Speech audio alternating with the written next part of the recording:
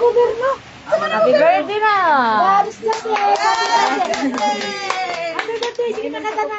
Happy birthday! to you. Happy birthday to you. Happy birthday, happy birthday, happy birthday to you. God bless Manginig sa puso. Gusto na ko padritsuhon ng tricycle kay Uwan. Dili man nila padritsuhon. Kay? Nga naman di man nila padritsuhon. Nga maghatod naman ini. Kaya dili ko Di yung manggisiun man. Kasi yun, manggidya. Dili, yung gisiun.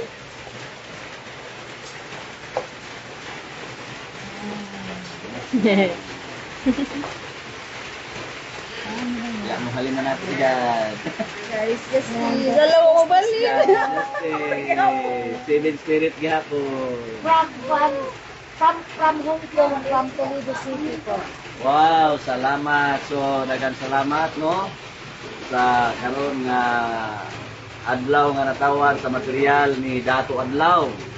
No, ni ay niabot nga aki gikan daw ni sa Hong Kong o sa Toledo City sa atong mga kaigsuonan dito sa atong in-charge official nga diin mao si Mama Lisa Taksan.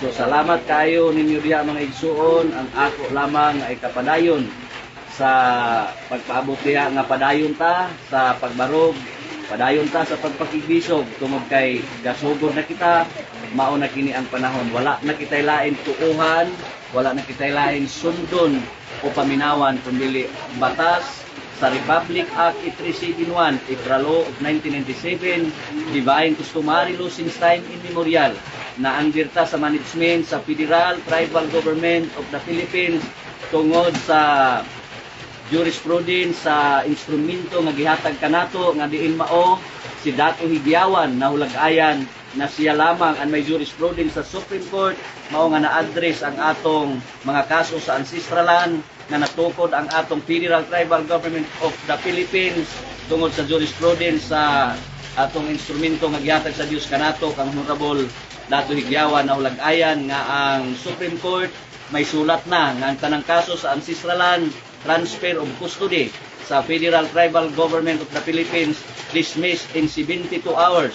Kung pagkanaog usab kita niining maong diplomatic immunity sovereignty na exemption kita sa ini mandatory use authority sa government tungod kay kita ang matuod nga rightful owner nga usa nato ka dokumento ang maong diplomat, no? Ug usa ka dokumento nga usa ka diplomat ikaw ang kaliwat sa mga hari reyna prinsipe ug mga prinsesa na wala sila'y kamatayon nga nagapuyo dinhi sinaunang panahon sa yutang saad nga dili pa Pilipinas ang pangalan ni ani Urang Timol nga ang Urang Timol kung ato kining pagasabton puloy-anan kini sa mga pinili ng Dios, mga hari reyna prinsipe ug mga prinsesa, no? Nahinginlan lamang kini og Pilipinas tungod sa pagsulod sa unang Santo Papa sa Roma Imperyo.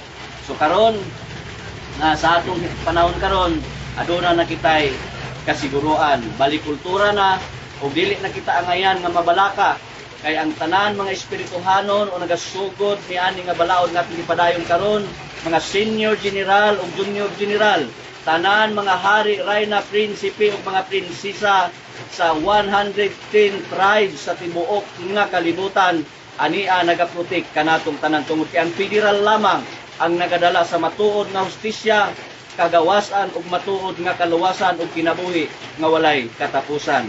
Busadagan salamat. So akong ipaabot ko sa ngadto sa mahal namo nga pangulo Ferdinand R. Marcos Jr. nga ania na kami, ania na si Dato Adlaw nag-re-implement na sa maong balaod nagibaba sa Dios in time immemorial para makontinue kini diin mao kining Divine Customary Law nga under management sa Federal Tribal Government of the Philippines. So ang among gipangayo kanimo mahal na presidente mao ang implementation of aberrance para nga mas marespeto na ug dinhi nato makita ang matuod nga pagbabago sa nasod Pilipinas ug paghiusa nga kitang tanan malipayo na nga mao kini ang imong giingon nga sa local level pa lamang may pagbabago na ang batas natin. So ito na, nagkatotoo na ang sinasabi mo, may pagbabago na talaga dahil batas na lang po ang pag-asa natin. Ito na lang, implement mo na lang ito para matanggap na natin ang dapat nating matanggap na matagal nang nakahanda galing sa atin Diyos Ama nga nasa langit. Kaya maraming salamat po, sana makarating po ito sa mahal nating na Presidente at sa ating lahat. Magpapatuloy tayo sa pagpasaya, patuloy tayo sa pagpasalamat, pagbabangkiti dahil ito na po ang totoong kaligtasan at pagtanggap natin ng buhay na walang hanggan. Maraming salamat po at magandang umaga po sa ating lahat. God is the same. God is the same. God is the same. Salamat sa Diyos.